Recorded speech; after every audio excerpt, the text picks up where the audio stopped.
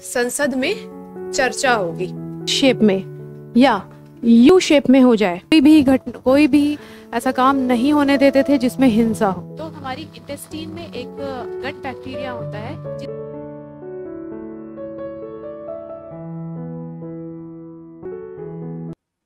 Hello students, welcome in right direction academy. UPSI 1000 series में आज हम 13/12/2017 में पॉलिटी के जितने भी क्वेश्चंस आए थे वो सारे हम एक साथ कर लेंगे। चलिए स्टार्ट करते हैं। क्वेश्चन पहला है, निम्नलिखित में से कौन सा भारत में मतदाता सूची के बारे में सही है? ऑप्शन ए, मुद्रित मतदाता सूची और इस सूची की सीडी आम जनता को बिक्री के लिए उपलब्ध है। ऑप्शन बी, मतदाता सूची के हर संशोधन के बाद राष्ट्रीय और राज्य दलों को ये मुफ्त प्रदान की जाती है। आप सभी को पता है कि भारत एक लोकतांत्रिक देश है ना?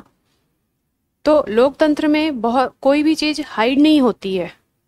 संविधान में भी ये सारे प्रावधान किए गए हैं कि जब जनता अपने नेता को चुनती है तो कोई भी चीज जनता नेता के द्वारा भी हाइड ना की जाए। तो ये उन्हीं में से एक है। ठीक है, आपको उतनी डिटेल में नहीं जानना है, लेकिन हाँ, ये दोनों सही है ऑप्शन कि मुद्रित मतदाता सूची और इस सूची की सीडी आम जनता को बिक्री के लिए उपलब्ध होती है और जितने भी संशोधन होते हैं उसके बाद राष्ट्रीय और राज्य दलों को ये मुफ्त में दी जाती है। तो इसका आंसर क्या होगा? ए और बी दोनों। ठीक है, चलिए आगे चलते हैं। लोकसभा की कितनी सीटें अनुसूचित जाति के लिए आरक्षित हैं? तो ये देखिए,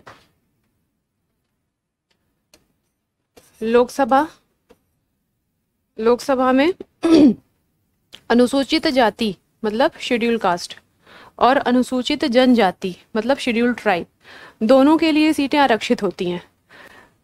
अनुसूचित जाति के लिए कितनी है? 84, जो कि आपके इस क्वेश्चन में पूछा गया है।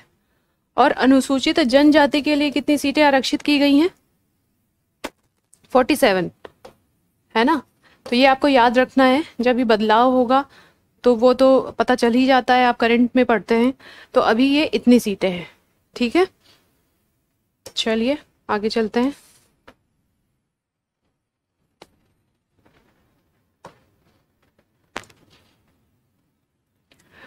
निम्नलिखित में से कौन सा संसद के द्वारा बनाए गए कानूनों की हद के संदर्भ में सही है?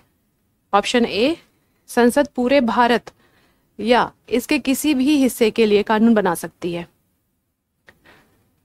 ऑप्शन बी, संसद के नियम भारतीय नागरिकों और दुनिया के किसी भी हिस्से में उनकी संपत्ति पर लागू होते हैं।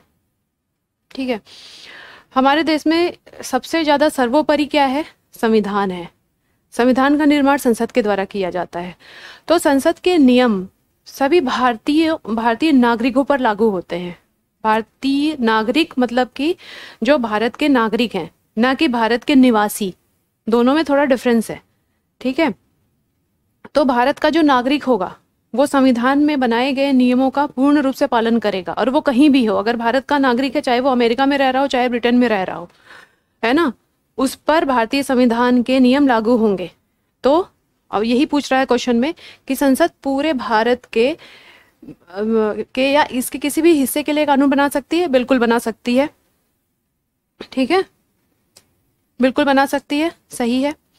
संसद के नियम भारतीय नागरिकों और दुनिया के किसी भी हिस्से में उसकी संपत्ति पर लागू होते हैं? बिल्कुल लागू होते हैं। क्यों?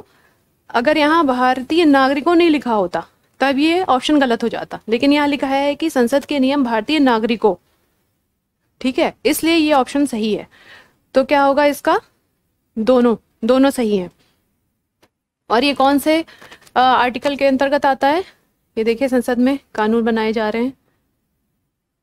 आर्टिकल 245, 245। ठीक है, आर्टिकल 245,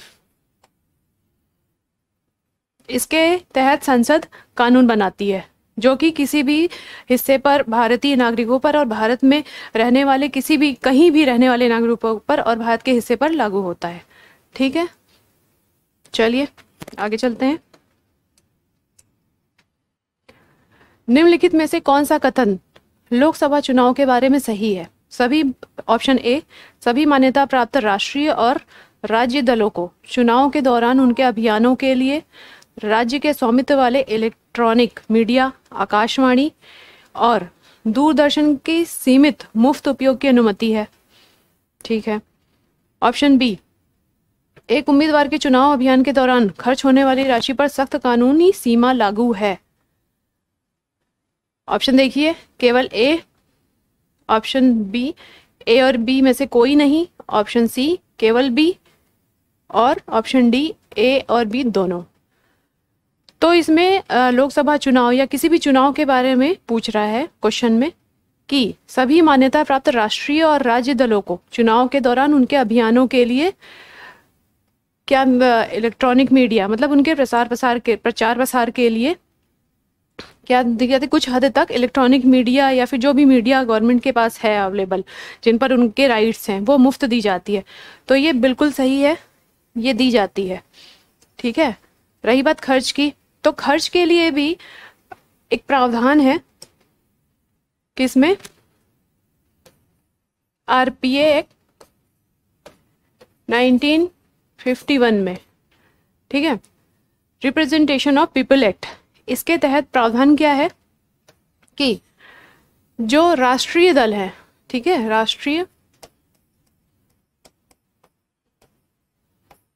राष्ट्रीय दल और राज्य दल, राष्ट्रीय दल कितना खर्च कर सकते हैं? 40 से 70 लाख रुपए।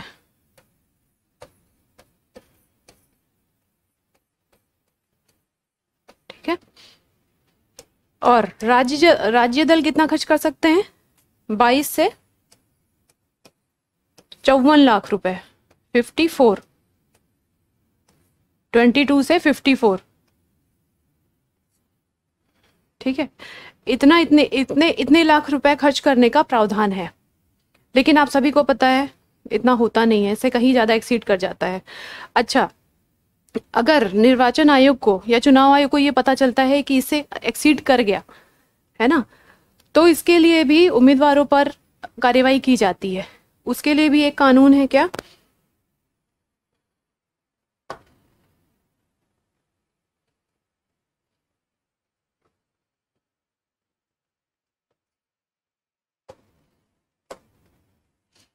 सॉरी,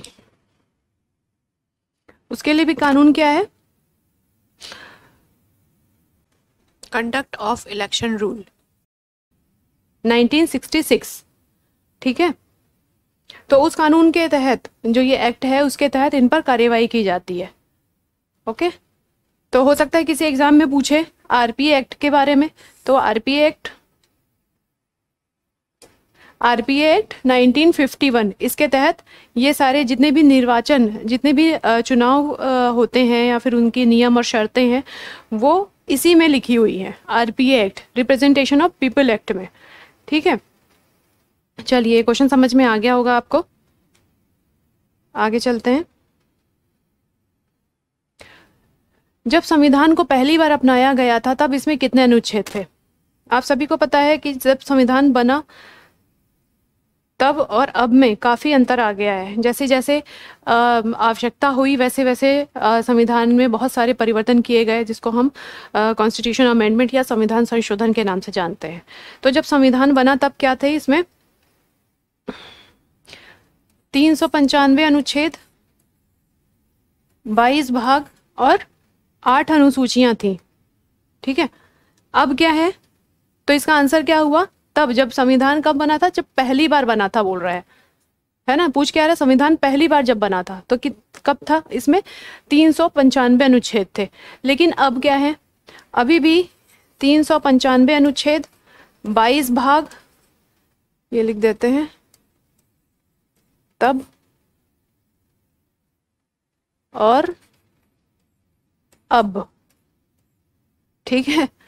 तो अभी भी 395 अनुच्छेद हैं, 22 भाग हैं, और कितनी अनुसूचियां हैं? 12। कितनी नई अनुसूचियां जोड़ी गई हैं? 4। कौन कौन सी? 9वीं, 10वीं, 11वीं और 12वीं। तो 9वीं अनुसूची में क्या है? 9वीं अनुसूची में ये है कि केंद्र विषय के, केंद्र विषय के, केंद्र सूची के या और राज्य सूची के, राज्य विषय की सूचियों में से कुछ विषयों को निकालकर इसमें रख दिया गया है 9वीं अनुसूची में, राज्य विषय और केंद्र विषयों में से, जिनके समक्ष आप न्यायालय में नहीं जा सकते हैं। ठीक है, तो उनके विरुद्ध आप न्यायालय में नहीं जा सकते हैं, ऐसे सब्जेक्ट्स को निकालकर 9वीं अनुसूची में रखा गया है। 10वीं अनुसूची क्या है? 10वीं अनुसूची है दल बदल। दल बदल के नियमों में कुछ परिवर्तन किए गए हैं, तो उसको 10वीं अनुसूची में डाला गया है। 11वीं और 12वीं अनुसूची 73वें और 74वें का संविधान संशोधन के तहत बनाई गई है। 11वीं अनुसूची में क्या है? स्थानीय चुनाव के लिए, जैसे कि पंचायती राज्य के लिए कुछ शर्तें बनाई गई हैं। और 12वीं अनुसूची में शहरी स्थानीय निकाय के लिए कुछ आधार बनाए गए हैं, मतलब कि इसमें पंचायती राज जोड़ा गया है और इसमें नगर पालिका जोड़ा गया है। तो आप इसको याद रखिए, 11वीं अनुसूची और 12वीं अनुसूची कब बनाई गई है? 11वीं 73वें संविधान संशोधन में और 12वीं 74वें संविधान संशोधन में। 11वीं में ग्रामीण स्थानीय निकाय के चुनाव से संबंधित है और 12वीं शहरी स्थानीय निकाय चुनाव से संबंधित है। ठीक है, तो इसमें इतना ही जानना था, ये याद रखिए आप। 395, 22 और 8, 395 अनुच्छेद 22 भाग 395 अनुच्छेद 22 भाग और 8 अनुसूची, और अब कितने हैं? 395 अनुच्छेद 22 भाग और 12 अनुसूची। चलिए नेक्स्ट क्वेश्चन पर चलते हैं। निम्नलिखित में से कौन सा कथन लोकसभा चुनाव के बारे में सही है? ए, ये तो हो गया है। हाँ, क्वेश्चन नंबर 6, भारतीय पुलिस सेवा IPS के लिए नियंत्रण प्राधिकारी कौन होता है? ऑप्शन ए है भारतीय लोक सेवा के प्रमुख, मानव संसाधन विकास मंत्रालय, ऑप्शन सी गृह मंत्रालय, ऑप्शन डी भारत के राष्ट्रपति। तो भारतीय पुलिस सेवा मतलब कि जो IPS है, आप UPSC के एग्जाम देते हैं या फिर तैयारी जो कर रहे हैं, वो उनका नियंत्रण कहाँ से होता है? गृह मंत्रालय से होता है। ठीक है, उनका नियंत्रण कहाँ से होता है? गृह मंत्रालय से। और भारत के राष्ट्रपति के द्वारा ये अपॉइंट किए जाते हैं। तो आपने देखा होगा कि कभी भी सिविल सर्वेंट्स में जब सिलेक्शन होता है, लबासना मतलब कि मसूरी में लाल बहादुर शास्त्री एकेडमी में उनके सिलेक्शन के बाद भारत के राष्ट्रपति के साथ इनकी फ़ोटो होती है, एक फ़ोटो खींची जाती है एक साथ। तो वो एक्चुअली भारत का राष्ट्रपति उनको अपॉइंट करता है। तो जितनी भी सिविल सर्विसेज सेवाएं हैं, है ना, सिविल सेवाएं हैं, उनको कौन अपॉइंट करता है? भारत का राष्ट्रपति। और राज्य स्तर पर कौन अपॉइंट करता है? राज्य स्तर पर राज्यपाल अपॉइंट करता है। ठीक है, चलिए, लोकपाल बिल पर निम्नलिखित में से किस राष्ट्रपति ने हस्ताक्षर किए थे? किस राष्ट्रपति ने किए थे? इन्होंने किया था, इनका नाम आप जानते ही हैं, प्रणब मुखर्जी ने। ठीक है, तो इसका आंसर क्या होगा? प्रणब मुखर्जी। चलिए नेक्स्ट क्वेश्चन, निम्नलिखित में से कौन सा एक राज्य की उधार लेने की शक्ति से संबंध में नहीं है? पहला, यह भारत के बाहर से उधार नहीं ले सकता, यह मतलब कि राज्य भारत के बाहर से उधार नहीं ले सकता। दूसरा, विशिष्ट शर्तों के अधीन राज्य को राज्य के राजस्व की जमानत पर भारत के भूभाग में से ही उधार लेने का अधिकार है। ठीक है, आप सभी को पता है कि भारत राज्यों का संघ है। राज्यों का संघ है मतलब कि राज्यों के बीच एकता और अखंडता बहुत ज़रूरी है। अब आप खुद सोचिए, अगर भारत के राज्य बाहर से कहीं से उधार लेने लग गए, है ना, मान लेते हैं कि तेलंगाना है, वो बाहर से उधार ले रहा है, चाइना से उधार ले लिया, तो चाइना थोड़े दिनों में क्या करने लगेगा? उस पर रूल करने लगेगा। तो उससे भारत की अखंडता खत्म हो जाएगी, है ना, एकता और अखंडता दोनों पे, संप्रभुता पे भी असर पड़ेगा इसका। इसलिए भारत के राज्य कभी भी बाहर से कोई उधार नहीं ले सकते। केंद्र ले सकता है, संघ ले सकता है, लेकिन राज्यों को ये अधिकार नहीं है कि वो देश के बाहर से उधार लें। ठीक है, तो ये बिल्कुल सही है, नहीं ले सकता, बाहर से उधार नहीं लेगा। विशिष्ट शर्तों के अधीन भारत के भूभाग से, है ना, ये देखिए, भारत के विशिष्ट शर्तों के अधीन भारत के भूभाग में से ही उधार ले सकता है। बिल्कुल सही, भारत के भूभाग से उधार ले सकते हैं। ये किसी राज्य से ले सकता है, आरबीआई से ले सकता है, या फिर किसी दूसरे संस्थान से ले सकता है, बट भारत के भूभाग में से ही होना चाहिए। तो इसका आंसर क्या होगा? ऑप्शन सी, ए और दो दोनों सही है। ठीक है, चलिए नेक्स्ट क्वेश्चन है, भारत के संविधान के किस अनुच्छेद में पोषण के स्तर और जीवन स्तर को बढ़ाने के लिए और सार्वजनिक स्वास्थ्य में सुधार के लिए राज्य के कर्तव्य के बारे में बात की गई है? ठीक है, राज्य के कर्तव्य के बारे में डीपीएसपी, संविधान में डीपीएसपी के माध्यम से लिखा गया है, राज्य के दिशा निर्देश, है ना, जिसमें राज्य को ये दिशा निर्देश दिए गए हैं कि वह अपने राज्य के नागरिकों की रक्षा करे, हर लेवल पर रक्षा करे, चाहे वो उनका पोषण हो, स्वास्थ्य हो, है ना, उनके लिए नौकरी हो, जॉब, तो हर तरह से राज्य का कर्तव्य है कि अपने नागरिकों को वो अच्छा जीवन स्तर दे। इसके लिए कौन सा आर्टिकल है? आर्टिकल 47। ठीक है, आर्टिकल 47 में ये कहा गया है कि राज्य का कर्तव्य है कि अपने राज्य के नागरिकों का पोषण स्तर, स्वास्थ्य स्तर और उनके जीवन का स्तर उच्च बनाए रखने में प्रयास करते रहें। उसी के तहत आपने देखा होगा कि मिड डे मील योजना सबने सुना ही होगा कि भारत राज्य के जितने भी स्कूल हैं उसमें मिड डे मील योजना चलाई जाती है। तो क्यों चलाई जाती है? ताकि राज्य के नागरिकों का, क्योंकि बच्चे फ्यूचर होते हैं किसी भी राज्य का, किसी भी देश का, तो अगर उनका पोषण स्तर अच्छा नहीं होगा या फिर उनका जीवन स्तर अच्छा नहीं होगा, कुपोषित होंगे वो, तो आगे देश के लिए एक मानव संसाधन के रूप में काम नहीं आ पाएंगे, है ना, देश की प्रगति के लिए काम नहीं आ पाएंगे। इसलिए ये राज्य का कर्तव्य है कि राज्य के जितने भी बच्चे हैं उनको कम से कम कुपोषण ना हो, है ना, इस स्तर पर वो कार्य करे। तो ये कौन से आर्टिकल में लिखा गया है? 47 में लिखा गया है। चलिए आगे चलते हैं।